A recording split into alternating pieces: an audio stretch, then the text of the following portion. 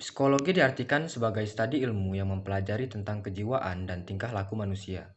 Psikologi pendidikan dimaksudkan untuk memberikan pengaruh dalam kegiatan pendidikan pembelajaran dan proses belajar mengajar yang lebih efektif, dengan memperhatikan respon kejiwaan dan tingkah laku anak didik. Keadaan sistem pembelajaran, cara mengajar, dan anak didik di setiap daerah tidaklah sama.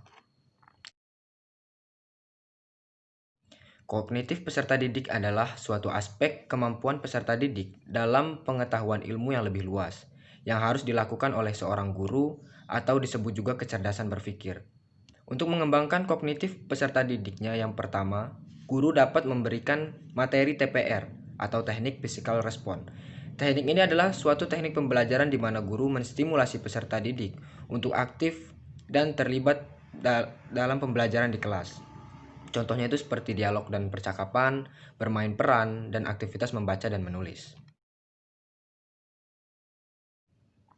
Menurut pendapat saya, dalam dunia pendidikan, peran dari psikologi pendidikan sangatlah penting. Itu karena dengan adanya psikologi pendidikan tersebut, seorang guru akan dapat lebih memahami siswanya, di mana akan mempermudah seorang guru dalam melaksanakan kegiatan belajar mengajar di sekolah.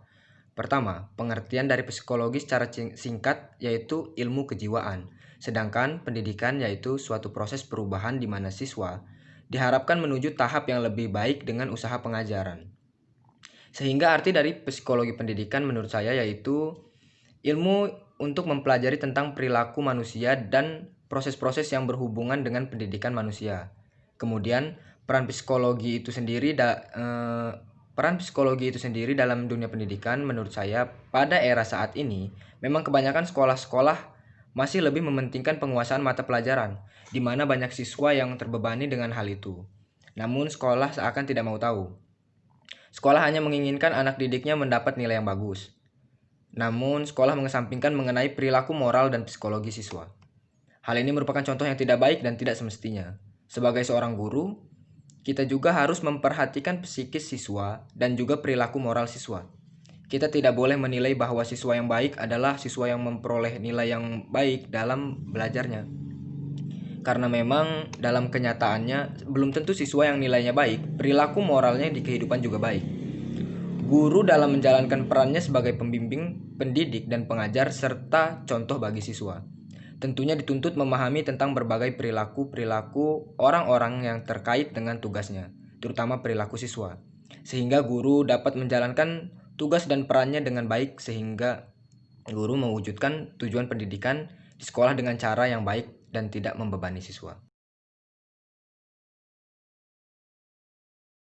Jadi pengertian kepribadian introvert dan extrovert menurut Paul Henry Musen itu kepribadian introvert adalah kecenderungan seseorang untuk menarik dirinya dari lingkungan sosialnya.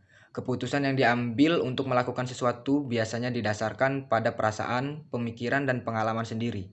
Mereka biasanya pendiam dan suka menyendiri. Sedangkan extrovert cenderung seseorang untuk mengarahkan perhatiannya keluar dirinya. Sehingga segala sikap dan keputusan yang diambilnya adalah berdasarkan pengalaman orang lain. Mereka lebih cenderung ramah, terbuka, aktif, dan suka bergaul. Sebenarnya di keduanya ini ada perbedaan antara introvert dan extrovert terletak pada energinya. Introvert mendapatkan energi dari dalam dirinya sendiri, sedangkan extrovert mendapatkan energi dari orang lain. Yang dimaksudkan energi dari sini ini seperti mood atau semangat dalam melakukan suatu hal. Ciri-cirinya itu biasanya introvert itu butuh waktu sendiri, pendiam, lebih suka beraktivitas sendiri dari belakang layar, mudah lelah di keramaian. Jadi energi dia itu terisi dari diri dia sendiri. Sedangkan berbanding terbalik dengan ekstrovert, mereka butuh waktu untuk bersama orang lain, suka keramaian, orangnya ramai atau asik dan mudah berbaur. Jadi energi mereka itu terisi saat berada dengan orang lain.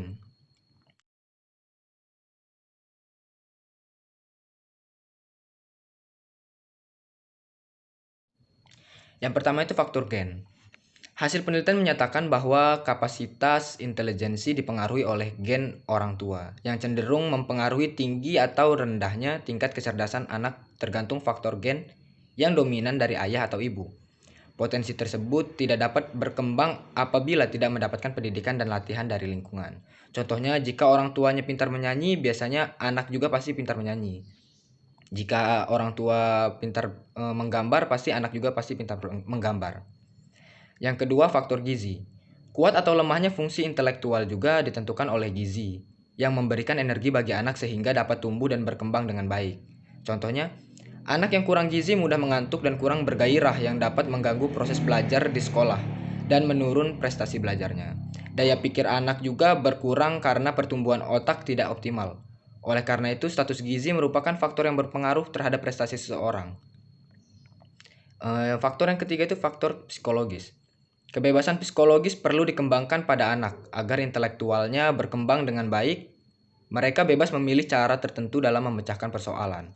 Jadi gini, contohnya, jika seorang anak lebih bebas memilih cara mereka dalam memecahkan masalah, pengalaman mereka atas kesalahan yang dilakukan dalam memilih hal tersebut akan membuat mereka berpikir lebih luas untuk memastikan apakah pilihan mereka kali ini sudah tepat atau belum.